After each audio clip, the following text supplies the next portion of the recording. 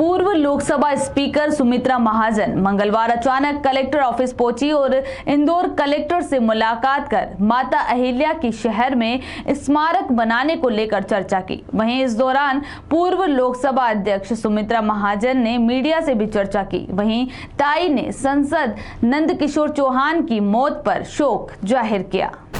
मेरे साथ ही बहुत सालों से वो काम करते थे। एक कार्यकर्ता के रूप में हमने काम शुरू किया। मैं उनको जो जानती हूँ वो एक अच्छा कार्यकर्ता के रूप में, और बरहानपुर हो, खंडवा हो, जिस क्षेत्र में मैं खुद संगठन के काम में भी जाती थी, उनके चुनाव के समय तो बहुत शाहपुर के अंतर तक गांव-गांव में सभा करने जाते थे। और तब मैंने देखा कि उनकी पकड़ बहुत थी जनमानस पे। यानी जनमानस पे पकड़ तब होती है जब आप सही मायने में लोगों का काम करते हो। और इसलिए आज कोरोना से वो जकड़ रहे थे।